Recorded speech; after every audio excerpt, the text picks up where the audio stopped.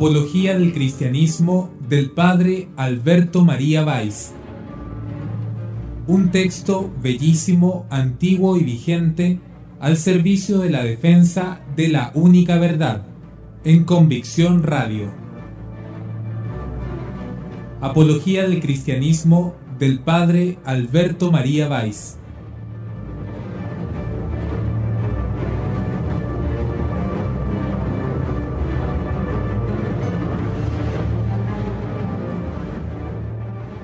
Convicción Radio.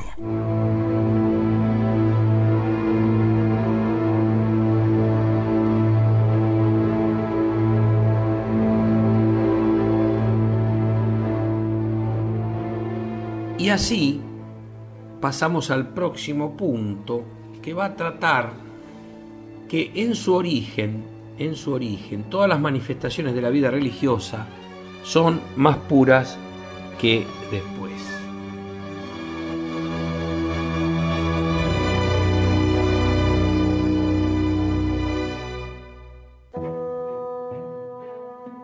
Se necesita cierto valor para exponer estas doctrinas que la sociedad moderna gusta de presentar respecto al origen de la civilización humana y especialmente de la religión.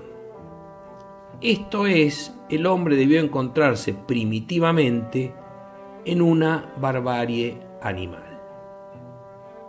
Su modo de vivir en nada se distinguía del de los animales fieros. La religión, suprema elevación del hombre sobre sí mismo, debió comenzar prosternándose el hombre ante una piedra, implorando a un toro para preservarse de un incendio, dirigiéndose a un gato para el restablecimiento de un hijo ya en las garras de la muerte. Las primeras manifestaciones del instinto religioso debieron ser, que se nos perdone la expresión, una adoración del diablo. ¿Y llaman ciencia a tal manera de tratar la historia?, exclama Valls. ¿Y se negaría el diploma de sabio a quien vacilase en repetir tales invenciones? Contra estos delirios, respecto a los cuales fácil es ver la confianza que merecen, toda la vida religiosa de los tiempos más antiguos, tan lejos como podemos conocerlos, confirma cuán verdadera fue la convicción del paganismo que expresa Cicerón en estos términos: la antigüedad es vecina de los dioses. Ya Homero decía que el hombre no encontró en sí mismo el conocimiento de Dios y de sus relaciones con él, que la religión nació en el acto de descender Dios hasta el hombre para enseñarle lo que debe creer y cuál debe ser la norma de conducta que respecto a él debe tener.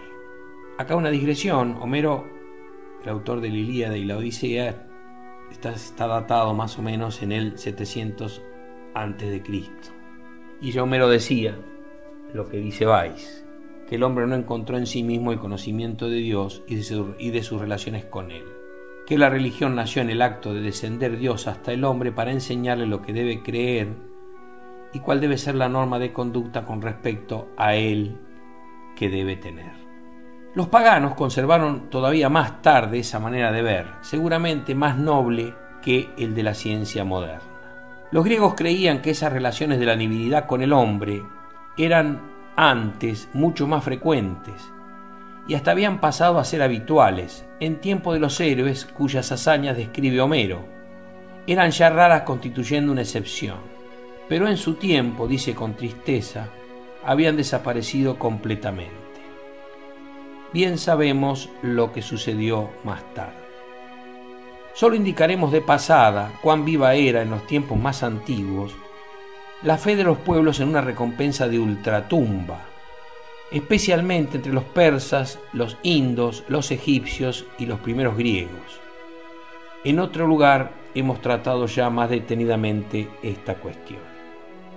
En los albores de la civilización se halla también la plegaria, y como no podía negarse el hecho, se trató por lo menos de extender la creencia en una barbarie primitiva y en una purificación subsiguiente.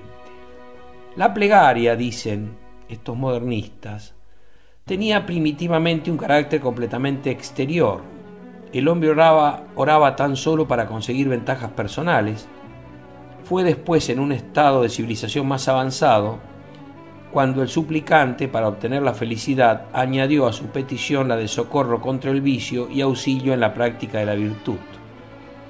Y entonces la plegaria pudo considerarse como la palanca de la moral. De ser así, bien puede afirmarse que el mayor número de nuestros sabios se hallan siempre en el grado más bajo de civilización, si nunca la necesidad les obliga a orar. Sin embargo, no queremos volver contra ellos esa manera de considerar la oración, porque ninguna relación tiene con la verdad.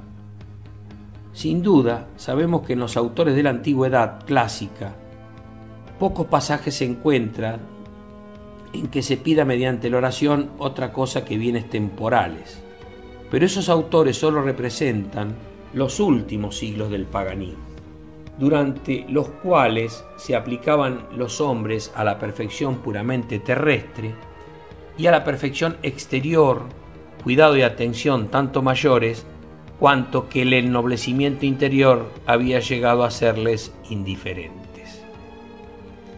No era así en los tiempos que les precedieron, lo cual nos da el derecho de llamarlos mejores, a la vez que más antiguos. El mismo Taylor, cuyas palabras acabamos de citar, admite que en la antigua religión de los incas, en las plegarias de los libros persas y el Rig Veda, hay bellos ejemplos de elementos morales.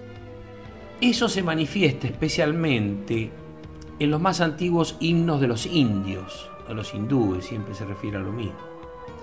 Se piden ellos también riquezas, honores, gloria, verdad es, pero aquellas plegarias solo se dirigen a seres sobrehumanos de grado inferior. En cambio, más tarde, cuando Indra llegó a ser el dios más elevado, no se le pide ya la remisión de los pecados, sino caballos, bueyes, honores, victorias. Es Varuna, el dios supremo de los antiguos tiempos, a quien se pide el perdón de los crímenes. Si a otros dioses se dirigen para esto, lo hacen únicamente para que intercedan con Varuna como intermediarios. Este es a quien hay que aplacar por la oración y los sacrificios, pues en su mano está la vida de los hombres y del mundo. Su acción invisible y presente, sin embargo, se manifiesta en todas las situaciones de la vida. Tal es el contenido sublime y digno de las antiguas plegarias con que se le honraba. Prueba que en los tiempos primitivos la oración era incomparablemente más pura y estaba más impregnada de gravedad moral que en las épocas siguientes. Y concluye esta nota Weiss diciendo que entre los asirios se comprueba la misma verdad.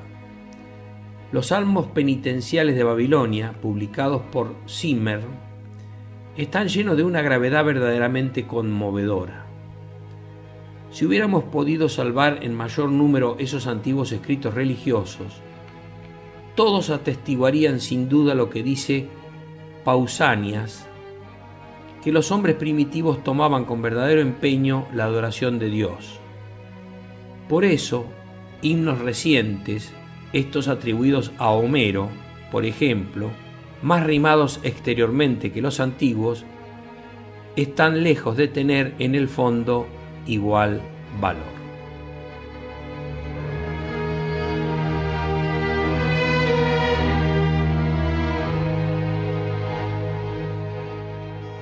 Vamos a tratar ahora el punto 7, que dice que la decadencia moral está atestiguada por las representaciones simbólicas de los dioses. O sea, las representaciones de los dioses representan y atestiguan la decadencia moral. Una ojeada a los diferentes modos de simbolizar las convicciones religiosas por representaciones figuradas produce el mismo resultado. Los primitivos habitantes de Grecia debieron ya conocer varios dioses. Según hemos visto, los griegos, de la misma manera que los romanos y los germanos, recordaban haber adorado en otro tiempo a un solo Dios. Según todas las apariencias, corresponde ese hecho a una época en que no se había establecido aún su patria definitiva. Pero es claro también que los primeros habitantes de Grecia no hacía tampoco mucho tiempo que conocían sus dioses, pues todavía carecían de nombres especiales para designarlos. Solo más tarde recibieron de los egipcios, que estaban ya muy abajo en la decadencia, las denominaciones que emplearon después. Con más razón no podían tener al principio imágenes de divinidades cuyos nombres ni siquiera sabían. Es igualmente discutible si en los tiempos antiguos conocían los indios emblemas para representar a sus divinidades. En todo caso, los persas no los tenían. Los mismos egipcios, según testimonios fidedignos, no tenían tampoco imágenes de los dioses al principio. Varrón dice que los romanos también adoraron a sus dioses sin imágenes durante 170 años. Que esto sea una prueba de la pureza y de la elevación mucho mayor de la religión en los primeros tiempos, lo comprendieron los antiguos tan bien como nosotros. A los egipcios corresponde el honor, si acaso lo es, de inventar los ídolos. De ellos eran los más aptos entre los descendientes de Caín. O sea, los egipcios eran los más aptos entre los descendientes de Caín, de los hermanos Caín y Abel. De ellos, en quienes seguía viviendo el recuerdo de la destrucción de los antiguos perversos por el gran diluvio, nació, según todas las probabilidades, el paganismo con todos sus errores que el mundo aprendió de ellos también. Pero los egipcios no pasaron más allá de la representación simbólica de los dioses, y al efecto emplearon especialmente figuras de animales. ¿Por qué? Tenían respecto de eso doctrinas secretas, dice Heródoto. Esas imágenes de animales eran consideradas como símbolos, no como divinidades, aunque, según fácilmente se comprende, la muchedumbre no podía dejar de confundirlo con los dioses. No obstante, no osaron jamás dar a esto forma puramente sensible, sino que los representaron con cuerpo humano y cabeza de animal. Esto a fin que el espectador no olvidase nunca que se trataba de un símbolo, y que debía elevarse con el pensamiento hacia un ser más alto, que todo lo visible y creado es incapaz de expresar. Casi todos los pueblos les imitaron en esto durante largo tiempo, especialmente los asirios. Los griegos fueron más audaces, habiendo sido los primeros en representar los dioses en forma completamente humana. Los modernos no acaban nunca de glorificarlos por esto y de celebrar las grandiosas consecuencias que de ello resultaron, mas los antiguos pensaban de otro modo. A los persas esa idea les pareció tan ridícula como blasfematoria. Los mejores entre los griegos estaban de acuerdo en decir que era insensata, perniciosa, un verdadero crimen de inconmensurables consecuencias. Las expresiones de Heráclito, Xenofanes y Platón se sirven para juzgar aquel hecho, nos dicen que no pueden ser más severas. Heráclito, Xenófanes y Platón. Muy críticos con respecto a la idea de darle forma humana a Dios o a los dioses. Pitágora dice haber visto a sus autores expiar el crimen en los infiernos, colgados de árboles y torturados por serpientes. Inútil malgastar palabras para decir que, en su juicio, los antiguos tenían más razón que los modernos. No fue un progreso, sino una profunda caída, esa humanización de los dioses. Baste recordar el célebre pasaje impregnado de fina grosería con que Jacobs expone calurosamente la idea que Una vez representados los dioses en figura humana, habría sido injusto rehusarles la flor de los humanos goces, dejarlos llegar a los placeres de los sentidos, y en este punto el juicio de los antiguos es más probado que bueno. En cuanto a los efectos que el ejemplo de tales dioses debió producir en hombres, que veían predicados y hasta consagrados por ellos los deseos más bajos, fácilmente podríamos formarnos una idea, aunque no nos fuesen descritos muy a menudo con frases pavorosas. Así, por ejemplo, en Eurípides habla la nodriza a Pedro. Comillas. Cuantos conocen los escritos de los antiguos y están versados en el estudio de la poesía, saben de qué manera Júpiter se casó con Semeló, y cómo la aurora resplandeciente puso a Céfalo por amor en el número de los dioses, y habitan entre los inmortales. No los huyen, sino que vencidos sufren su suerte. Querido hijo, haz que cese tu resentimiento. No molestes más a Venus, pues querer ser superior a los dioses no es más que insolencia. Sufre el amor, así lo quisieron los dioses. Cerramos comillas con Eurípides. Esta profunda caída ocurrió relativamente tarde. Toda la antigüedad está de acuerdo en que fueron Homero y Hesíodo quienes provocaron esa transformación en la creencia de los pueblos. Para que prevaleciera se necesitó, sin embargo, bastante tiempo.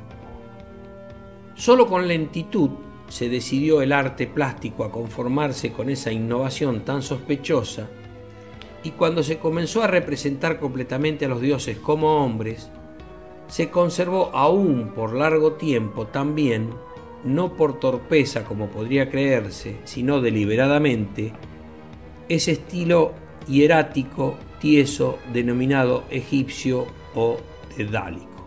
Estilo tieso hierático denominado egipcio o dedálico.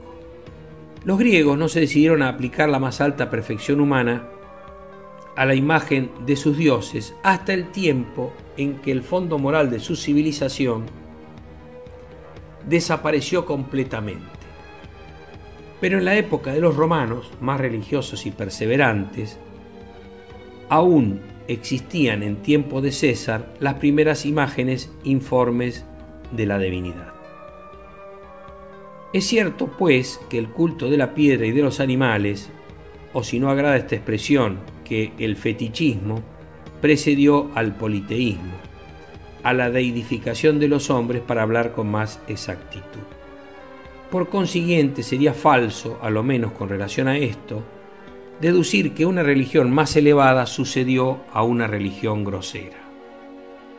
El fetichismo, o fetiquismo, como lo llama Weiss, propiamente dicho, que considera como verdaderos dioses al trozo de piedra o de madera, es en general más bajo aún que el culto de los dioses griegos.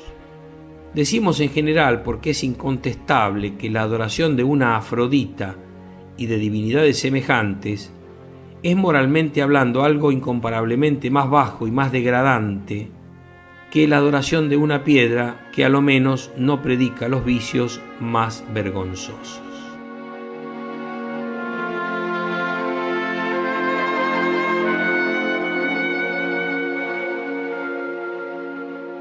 Además, no es tan cierto como se piensa que los salvajes tomen siempre a sus fetiches por los dioses mismos. También ellos son capaces de una distinción entre el emblema y lo que debe representar. Livingstone afirma, hablando de los pueblos del sur de África, que el culto de los ídolos no se halla entre ellos en sentido estricto. En el Congreso Religioso de Chicago, monumento grandioso de la moderna mezcla de religiones, celebrado en septiembre de 1893, el profesor Vivedi afirmó que no temía ser contradicho al declarar que en toda la India no hay nadie que tome la imagen de un dios por el dios mismo. Su correligionario, Swami Vivekananda, fue absolutamente de su opinión y dijo que generalmente la imagen no es considerada más que como un símbolo de la divinidad. Admitimos, sin embargo, que se encuentre a menudo el fetichismo en la más baja acepción de la palabra. Ya en la Edad Media se tomaban los betilos, las piedras sagradas, casi siempre sin duda piedras caídas del cielo, por consiguiente aerolitos, se las tomaba como seres animados enviados por el mismo Dios y se les dedicaba un culto, que aún en nuestros días no perdió su atractivo, como lo demuestran las peregrinaciones a la Kaaba. Esto es la Meca de los musulmanes, la piedra Kaaba, actualmente en Arabia Saudita. Pero no podemos admitir que la antigüedad haya comenzado por este error. Y en cuanto a eso, a ese tiempo, es ya de escuchar el testimonio de la historia. Todavía hoy encontramos pueblos que han descendido hasta el politeísmo, pero que no tienen ni ídolos ni templos, como sucede en las orillas del Orinoco, en Luzón y entre los maorís. Con más razón no era posible el fetichismo, donde la idea de un solo Dios espiritual santo no había desaparecido por completo. Poco a poco, la conciencia religiosa declinó cada vez más profundamente. Se adoptaron emblemas para representar la divinidad, en Egipto animales, en Grecia bloques y maderos, en Roma y otros pueblos de Occidente piedras. Pero todo esto no era más que signos sensibles destinados a evocar el recuerdo de la divinidad, que sabían distinguir en las múltiples variaciones.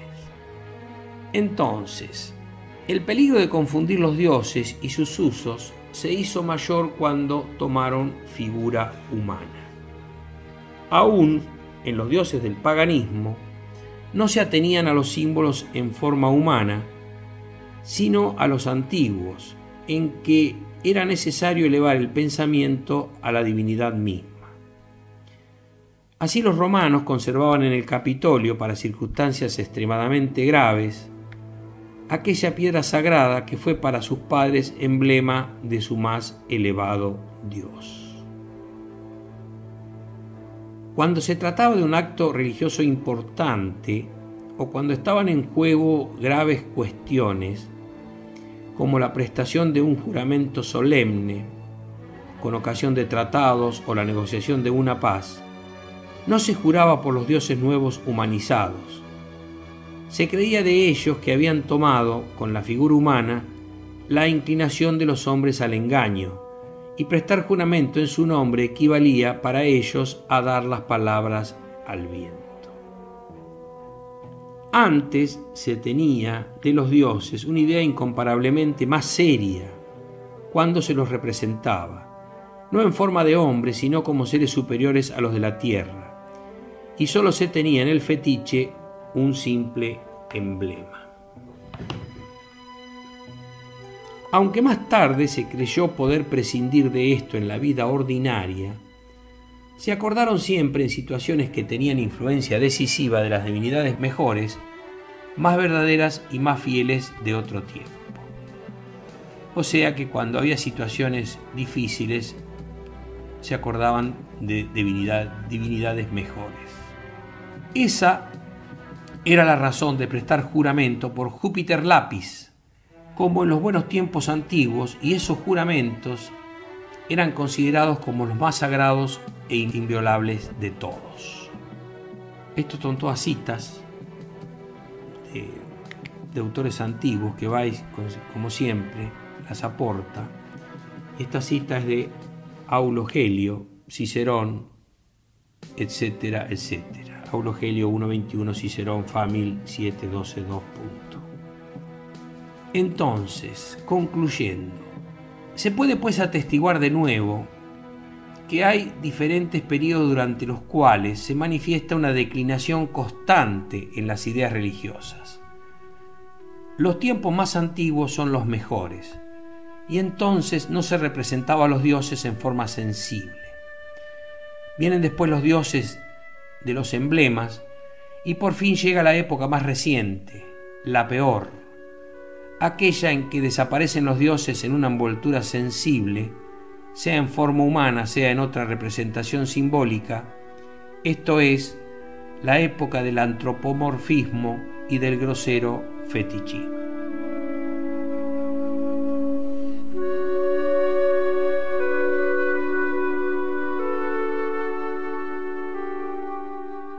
Y ahora pasamos a abordar el punto 8, que nos dice que la caída no fue completa, sino que hubo siempre recuerdos relativos a una vida mejor, más antigua. Si pues es verdad, y lo es, que la vida religiosa de un hombre o de un pueblo permite determinar de modo cierto su estado moral, tenemos en la historia de las religiones una prueba irrefutable, que la humanidad alcanzó en otro tiempo un estado muy superior a aquel en que más tarde la encontramos. Pero esa misma historia es para nosotros también un testimonio consolador que nuestra raza, aún en la más profunda caída, no ha perdido jamás enteramente los gérmenes y los restos de una perfección anterior. No ha perdido jamás enteramente las justas ideas que tenía de Dios. Fueron éstas a menudo profundamente sepultadas, pero existían, sin embargo, y surgían a veces de repente como si se despertaran de un largo sueño. Hemos visto ya que en muchos países la antigua fe en un solo Dios se manifiesta de nuevo con más claridad en la época de la aparición del cristianismo. Hemos visto igualmente que en tiempo de grandes necesidades no satisfacía ya a los espíritus el culto de los hombres, sino que entonces reaparecía una idea anterior relativamente más sublime de las cosas divinas, es decir, la idea emblemática. Sabemos también que más de un ilustre pensador del paganismo supo elevarse hacia un monoteísmo que tomaba verdaderamente en serio. Tertuliano insiste, ya que en que los paganos jamás pudieron olvidar enteramente su antigua creencia en un solo Dios. Una contrariedad de la suerte que les hiera, una desgracia que les disguste de los dioses, en los cuales podían sin duda haber modelos incomparables de un placer desordenado, pero no consuelo en su sufrimiento, bastan para que eleven sus manos y sus corazones al cielo y digan: Dios lo sabe, Dios es testigo, que Dios sea juez entre tú y yo, oh Dios, sed misericordioso conmigo. El mismo pueblo pagano, a pesar de esta confusión mitológica, no pudo olvidar jamás enteramente que ese ejército de divinidades había sustituido al Dios único. Los apologistas cristianos de los primeros siglos se sirvieron en todas las circunstancias de esta convicción como de arma principal, cuyo corte sentían perfectamente los paganos, pues sabían que no hubo pueblo que no creyese entre aquellos numerosos dioses en un solo Dios, soberano, que todo lo gobierna y, como dice más exactamente Máximo de Tiro, que en todas partes había en el fondo un solo Dios, a quien esa turba de divinidades se había yuxtapuesto como ganglios impuros. Esa huella de monoteísmo es generalmente más pronunciada entre los paganos de los tiempos más antiguos, pero jamás se perdió después. En Homero, el concepto del mundo es en el fondo monoteísta, aunque ese poeta tiene el triste mérito de haber hecho popular el politeísmo en su forma antropomórfica. Aún Júpiter, según la descripción que de él hace Esquilo, parece ser un dios que reinó solo en el cielo y en la tierra y que no tiene a su lado ninguno de su especie. Es chocante que los acontecimientos decisivos de la historia universal rara vez se relacionen con los dioses por los historiadores griegos, sino casi siempre con un solo dios, con Júpiter, Apolo, Ateneo o la divinidad en general. Por otra parte, entre los griegos, las expresiones y las ideas politeístas y monoteístas se encuentran en una sola frase, prueba evidente que la verdad no estaba completamente perdida.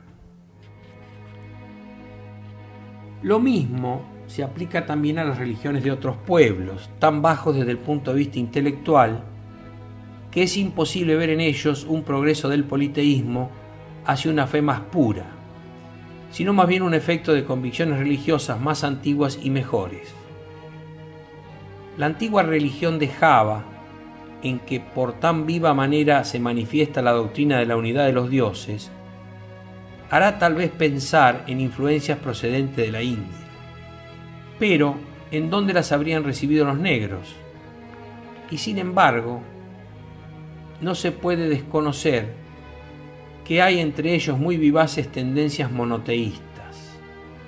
Lo mismo hay que decir de los indios, de los primitivos habitantes de Cuba, del Yucatán y de los groseros batás de Sumatra.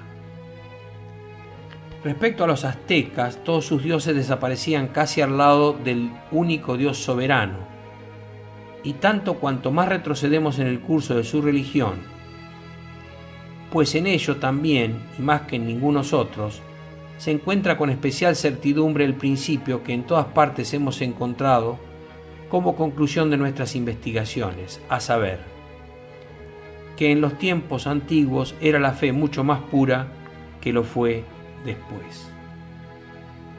El hecho más curioso que mejor confirma el resultado de todas nuestras investigaciones es que casi todos los pueblos se encuentra la fe en un Dios desconocido. Sabido es que San Pablo halló en Atenas un altar consagrado a ese Dios, y muchos autores citan como curiosidad que se rendía adoración a un Dios desconocido, o a dioses desconocidos, especialmente en aquella ciudad.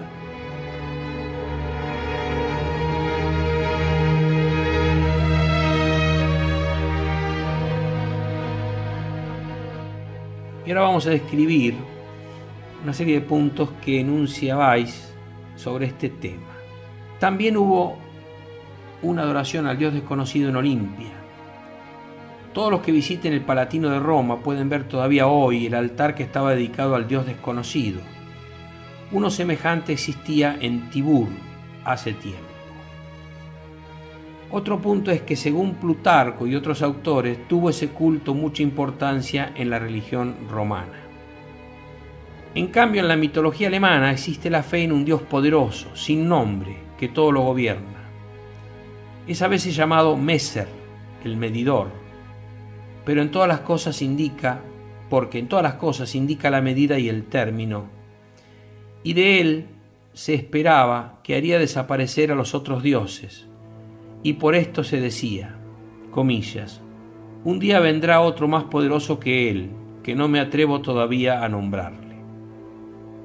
La misma creencia encontramos en la antigua España, en México y en el Perú. Pertenece sin duda también a esta clase la diosa velada de Sais en Egipto. Pero en ninguna parte la fe en un Dios desconocido se manifiesta tan vivamente como en Asiria. Los salmos penitenciales de Babilonia invocan tan frecuentemente su misericordia que resultan más que monótonos, casi enojosos. Hubo necesidad que la pérdida del conocimiento de Dios haya impresionado vivamente a los pueblos para que se hayan asido tan obstinadamente a esa palabra aflictiva y pueda advertirse cómo se juzga al creer que se encontraron bien perdiendo a Dios y que no han conservado en su corazón ningún recuerdo de esa pérdida. Y por último, dicho esto, vamos al término de esta conferencia, que Weiss concluye diciendo: la humanidad perfecta en su origen por la gracia divina ha caído por su propia falta. La humanidad perfecta en su origen por la gracia divina ha caído por su propia falta. Uno de nuestros más insignes filólogos, Godofredo Hermann, formuló el principio que la idea de un solo Dios supone un grado tan alto de formación intelectual que es imposible considerarla como anterior a la idea de la pluralidad de dioses. Tales afirmaciones, aún mantenidas por hombres ilustres, no son más que opiniones preconcebidas, y al testimonio de la historia debemos dar importancia, no a estas opiniones. Pero la historia dice que la religión primitiva de la humanidad, y ésta jamás estuvo sin religión, fue el monoteísmo. Toda otra forma de religión no es más que la decadencia de una fe en otro tiempo más pura.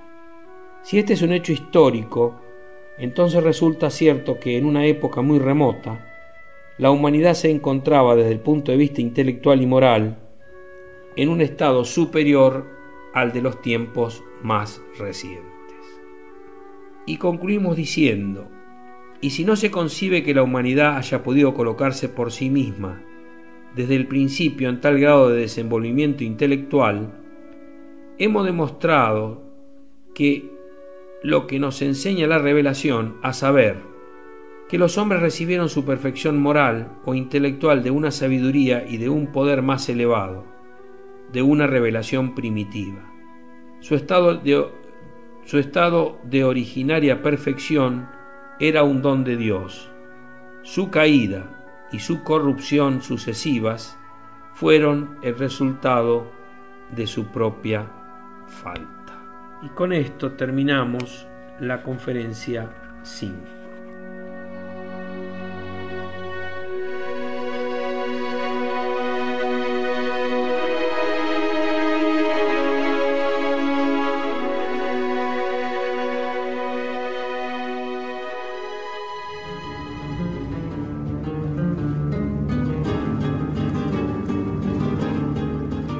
Apología del cristianismo del padre Alberto María Valls.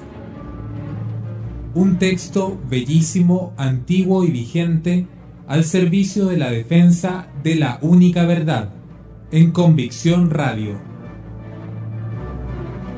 Apología del cristianismo del padre Alberto María Valls.